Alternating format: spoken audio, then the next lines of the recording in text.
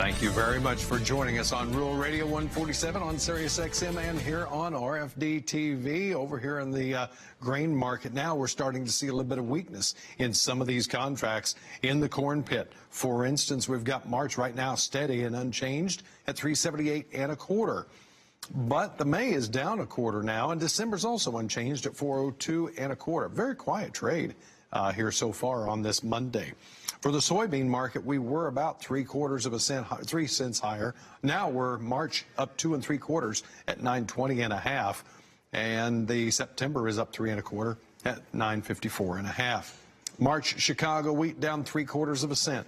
It's at 523 1/2. March Kansas City wheat down a penny, and the Minneapolis March contract is down 3 3/4 at 571 3/4. Over the cotton market, December, the new crop is at 73.94. That's down 18 points. At the edge of the trading floor in Chicago, let's check in with Scott Gecas. He's standing by to join us right now. And Scott is with Prosper Trading Academy. He's the executive account advisor there. Scott, welcome to the show. And what about this grain market here today? It's starting to slip backwards here just a little bit. We're seeing some softening of soybeans. Corn is now unchanged to just a little bit weaker. What's behind all of this? Yeah, it's really weird because right now after coming through the weekend, everyone's looking for some type of headway. Which way is it going to go with the Chinese, with the trade war talks? You hear positive this, negative this, everything is coming out back and forth. So you're really not getting too much direction. You know, the future volume right now is pretty light. For the corn and the soybeans, the calls are a little bit more active. When the corn market in particular, you had the 380-400 call spread that went up about 1,000 times right on the open.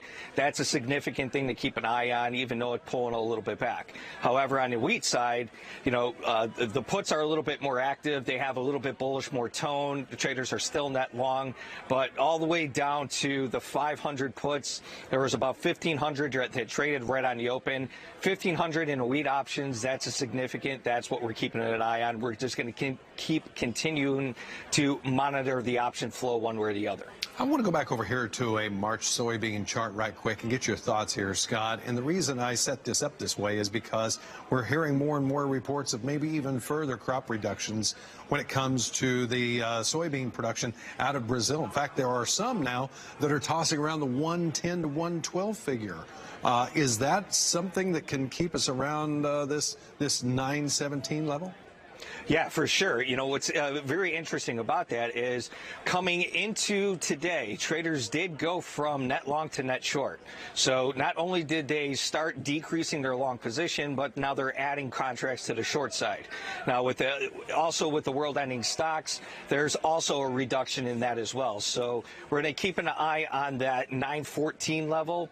That's been a key support level. It's been bouncing off of that for the past, 4 or 5 days. So once you see that break, you're going to see a little bit of spike and a little bit of follow through to the downside. Is there a lot of people already talking about what could be in that report?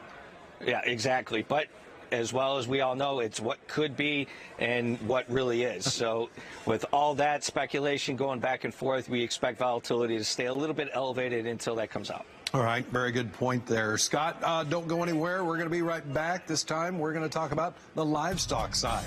So we'll stay right there. Our On the Market Day report. There's an update on the livestock futures. We'll go to the live cattle market, and live cattle market's been on the higher side by anywhere from 60 to 80 cents. The February's up 70 at 126.15. April's up 72 at 127, and the June is up $1.15 at 117.30. March feeder cattle are up 213 at 144.65. The high in that contract isn't too far away either. 145.28. April up $1.88 at 145.88, and the May is up $1.63. Then for the hogs, we've got April up $2.55 at 62.67, May up $1.95 at 69.80, and June at 77.53. And that is up $1.48. Back at the edge of the trading floor, Scott Gecas is here to talk about all of this. Well, it's quite a firm day all the way across the protein complex here. Let's start with the cattle. This enthusiasm justified, you think? I think so. I mean, a lot of people are putting a lot of pressure on this Arctic blast, saying that it hit the demand so hard that it's not going to be, recoverable. However, the price is saying that it's really not that big of a deal, so we're going to see how that really is going to play in effect. There is short-term supply concerns that is confirmed by the second quarter production is the highest since 2008. So we have to wait and see how that's really going to play out. For the last few trading days, last week and a half or so, that 125 level has been the key level. It's been bouncing off of that quite a bit of time. So unless if we break that and close below that 125, I mean, we have to remain bullish on cattle just in general. All right. Hog complex here having a little bit of a turnaround today also.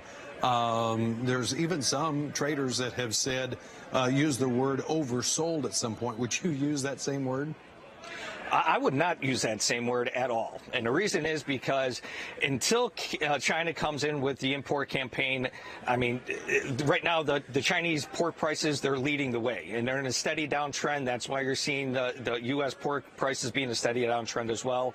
On the technical side, depending on where we close today, I mean, the chart's broken.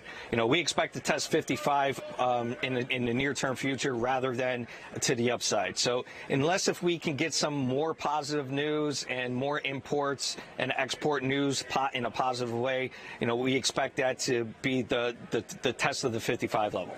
Scott Gecas there at the edge of the trading floor with Prosper Trading. Hey, Scott, thank you very much. Hope you have a great Monday today.